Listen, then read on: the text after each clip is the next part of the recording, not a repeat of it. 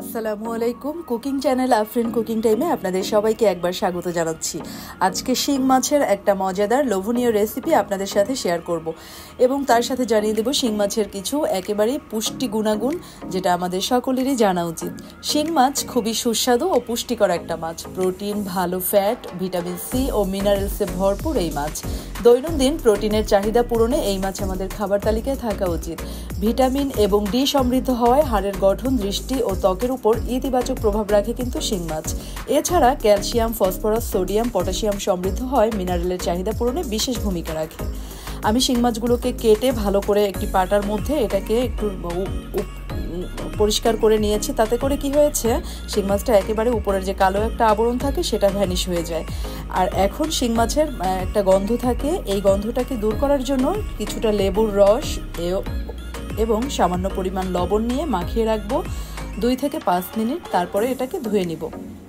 এখন আমি আমার রান্নায় চলে যাচ্ছি। আমি চুলায় একটি প্যান দিয়ে দিয়েছি এবং এখানে আমি চুলাটার প্যান যখন গরম হয়ে গিয়েছে তার মধ্যে আমি আমার আন্দাজ মতো অয়েল ব্যবহার করছি। তেলটা আপনারা আপনাদের ইচ্ছে মতো, মাছের পরিমাণ এবং যতটুকু লাগে ওভাবে আপনারা তেলটা ব্যবহার করতে পারেন।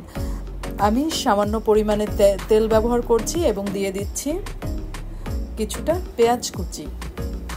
শুরুতেই আমি পেঁয়াজটাকে একেবারে ব্রাউন একটা কালার করে ভেজে নিব, যাতে করে এটা খুব সুন্দর একটা ফ্লেভার আসে পেঁয়াজের। এবং সাথে আমি 2 টুকরো তেজপাতা ব্যবহার করছি। দিয়ে দিচ্ছি একটু লবণ এবং কিছুটা আদা, সামান্য পরিমাণ আদা বাটা দিয়েছি এবং সামান্য পরিমাণে রসুন পেস্ট দিয়েছি।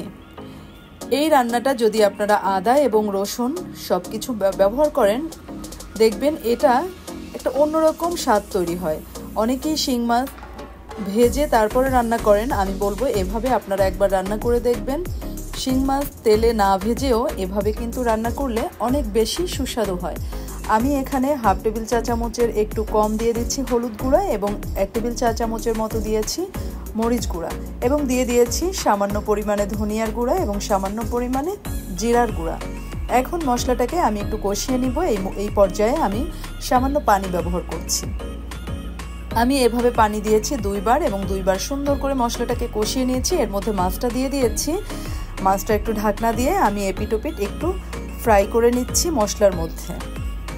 চেষ্টা করবেন রান্নাটা এভাবেই করার জন্য এবং এভাবে রান্না করলে সত্যি এই রান্নাটা কিন্তু খুবই লোভনীয় হয় এবং খুবই সুস্বাদু হয়। আপনারা এভাবে রান্না করে এই শিং মাছের ঝোল যদি এভাবে তৈরি করেন বাসায়, এর স্বাদ আপনারা সত্যি অবাক হয়ে যাবেন। এটি দুর্দান্ত স্বাদ তৈরি হয় এবং এটার পুষ্টিগুণ তো আপনারা শুনেই নিলেন।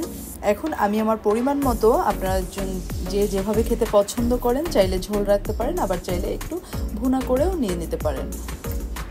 শিং মাছের কোনো ক্ষতিকর দিক নেই, তবে প্রচুর পরিমাণে ফসফরাস, ম্যাঙ্গানিজ ও পটাশিয়াম থাকায় কিডনি রোগীদের শিং মাছ কম খাওয়ার কথা বলেন কিন্তু ডক্টররা।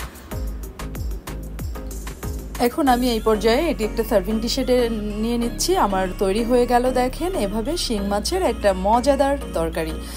আজকে আমার এই ভিডিওটি যদি আপনাদের এতটুকু ভালো লেগে থাকে, আমি আশা করব আপনি আমার আফরিন কুকিং টাইম চ্যানেলটিকে সাবস্ক্রাইব করবেন এবং লাইক, কমেন্ট, শেয়ার করে বন্ধুদের সাথে শেয়ার করবেন। এবং সবাইকে একটা অনুরোধ করব, আমার চ্যানেলটিকে কিন্তু সাবস্ক্রাইব করতে ভুলবেন না। এবং সবাই অনেক অনেক ভালো থাকবেন এবং রেসিপিটা অবশ্যই বাসায় ট্রাই করবেন ফ্রেন্ডস আর ফ্যামিলির সাথে। সবাই অনেক অনেক ভালো থাকবেন। আমার ও আমার পরিবারের জন্য দোয়া রাখবেন। আল্লাহ হাফেজ। আমার চ্যানেলটাকে সাবস্ক্রাইব করতে কিন্তু ভুলবেন না। সবার জন্য দোয়া ও শুভকামনা রেখে আজকের জন্য বিদায়। আমার চ্যানেলটিকে সাবস্ক্রাইব করবেন এবং পাশে থাকা বেল আইকনটি প্রেস করবেন, যাতে করে আমার নতুন নতুন ভিডিও আপনাদের কাছে পৌঁছে যায়।